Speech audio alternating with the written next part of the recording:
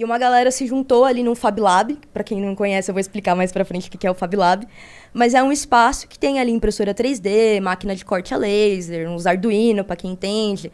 Mas é um lugar onde você, teoricamente, faz tudo. Então, essa molecada foi lá, né? Começou a pensar, o que a gente pode fazer aqui para ajudar com o Covid? Aí eu pensei, putz, mano, aqui no Brasil a gente pode fazer a mesma coisa, né? Porque eu já trabalhava com impressão 3D. Ah, você tá falando... rolou um movimento desse daí lá na Itália? Isso, começou na Itália e começou na República Tcheca também. Começou na Europa e a gente trouxe pra cá, né? Entendi. Então eu já trabalhava com impressão 3D, eu trabalho com impressão 3D desde 2016, que quando eu tava cursando minha segunda graduação, que era engenharia biomédica, eu desenvolvi o meu TCC para ser uma prótese para criança, né, que perdeu o braço, impressa em impressora 3D e movida pelo sinal muscular. E... Caralho. Ela fazia que tipo de movimento, essa prótese? Cara, ela abre e fecha, porque assim... Sério? A gente, a partir disso, né, a gente tinha uma professora, minha professora Elisete, ela veio da Alemanha, fez o doutorado lá e voltou pro Brasil para dar aula na Unifesp, na Universidade Federal. E ela já trabalhava com impressão 3D lá. Então, ela veio pro Brasil e falou, pô, a gente precisa começar a trabalhar com isso aqui dentro do curso de engenharia biomédica, vamos fazer prótese, né? Negócio legal. E aí a gente começou a estudar um projeto open source, que foi importado também da África do Sul. Ele começou na África do Sul, chamava RoboHand.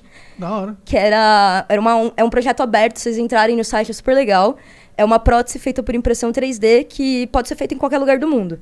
E aí a gente começou a pensar como estudar isso para melhorar, né? Para ficar um produto profissional, um negócio que não vai causar mal, ver se realmente era eficiente. Então a gente começou a estudar vários tipos de amputações. Então você tinha criança que perdeu só a mão. Você tinha criança que perdeu abaixo do punho ou que perdeu acima do cotovelo. Então como que a gente fazia? Quando ela perdeu só uma parte da mão, a gente podia usar o punho dela, a própria articulação do punho, para poder fazer a mão abrir e fechar. Quando vinha pro cotovelo, né? Quando ainda tinha o cotovelo, a gente montou uma prótese que dava para abrir e fechar com o cotovelo. Só que se a amputação é acima do cotovelo, é um problema enorme, assim. E aí a gente já tem uma outra problemática maior, que o sistema de saúde pública aqui no Brasil, atualmente, ele não fornece esse tipo de prótese para crianças. Por quê? Com a forma tradicional de ser feito, ele demora muito tempo, assim, pode chegar a ser 6 meses. Então, a criança já cresceu e, mano, gastou uma grana, é um negócio personalizado, custa ali, mano, facinho, uns 10 mil, pode chegar a 300 mil, dependendo da tecnologia embarcada que tem ali, né? Uhum. E aí a gente pensou, pô, vamos começar a estudar, já pensando, né? Naquela época eu já pensava, puta, por que o Brasil não faz isso? Por que a Alemanha faz, a gente aqui no Brasil não faz, né? E eu consegui, a minha professora veio com essa mesma ideia pra cá, a gente já deu ali o primeiro match. Então, maneiro. dali... Oh, essa prótese, ela é durável? Quero dizer, ela não quebra à toa? Cara, depende do material. Então, foi justamente isso que a gente começou a estudar dentro da universidade. Antes, eles usavam um material que chama PLA. Esse PLA é o material mais usado em impressão 3D atualmente. Ele é feito a partir da fibra do milho. Ele é um material orgânico, biodegradável, muito fácil de trabalhar. Só que ele é quebradiço. Então, a gente começou a analisar como que vai melhorar o design daquela prótese para ela ficar mais resistente. Então, a gente fazia uma parada que chama análise de elementos finitos. O que é essa análise de elementos finitos? Você usa a simulação computacional para simular as forças, né, dentro do software. E aí você consegue ter uma previsão se vai quebrar ou não. E aí é uma coisa bem interessante, eu fazia isso usando o Blender. O Blender, para quem curte game, assim, curte desenvolvimento, é um software muito usado para você fazer fazer jogos também, as animações. Tu então, modela o personagem ali e tal, isso, né? cara, eu modelava... E foi um negócio muito louco, né? Porque aí a gente começou com a Mão 3D, fundou esse programa, que até hoje existe na Unifesp.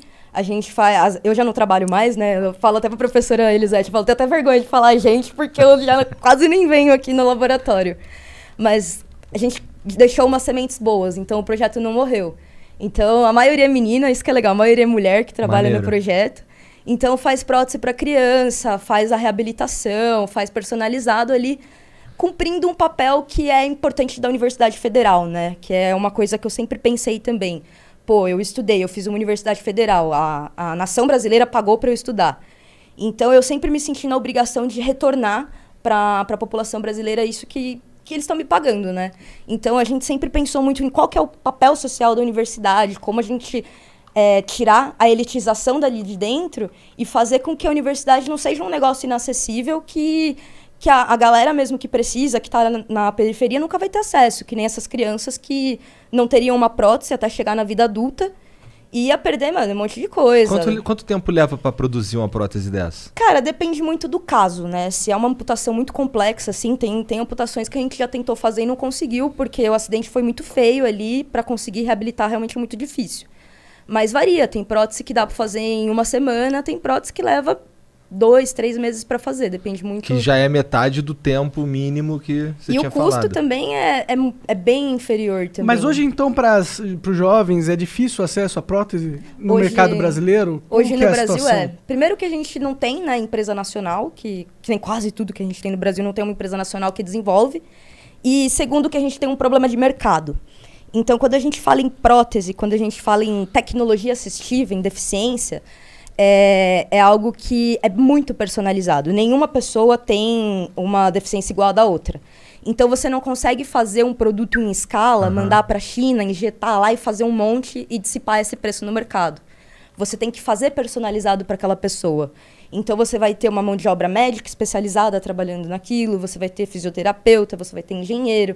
Então, você já tem uma equipe que é cara e você tem um produto que era feito de forma bem semi-artesanal, né? Então, pouquíssimas pessoas no Brasil dominavam a arte, porque é uma arte mesmo de fazer uma prótese.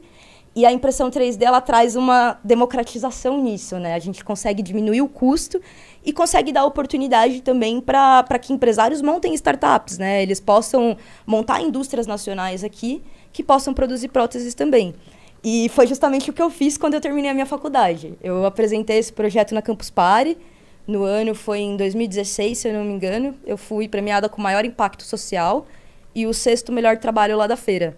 E aí dali eu comecei a montar a minha primeira startup. E aí eu não tinha terminado a faculdade ainda, foi uma galera que eu conheci na feira e tal. Aí acabou não dando certo, porque uma galera morava em Campinas, outra morava no Mato Grosso. E eu tinha que terminar a minha faculdade também, que apesar de eu ter apresentado o TCC, eu tava pendurado numa DP ainda. Salve, salve família, muito bom esse corte que você assistiu, né? Mas a gente precisa agora falar sério, cara. Vamos aprender inglês pra mudar de vida, pra chegar longe aí, cara, ser um cara muito foda. wiseuponline.com.br/flow, tá aqui na descrição. É onde você vai aprender inglês de verdade, mais de 300 horas de conteúdo. Tem documentários gravados em restaurantes, aeroportos e lugares que você vai provavelmente ter que passar quando você for viajar. Então, se você quer aprender inglês de uma forma prática, quer aprender rápido e não tá pagando muito, wiseuponline.com.br/flow, que ainda ajuda a gente.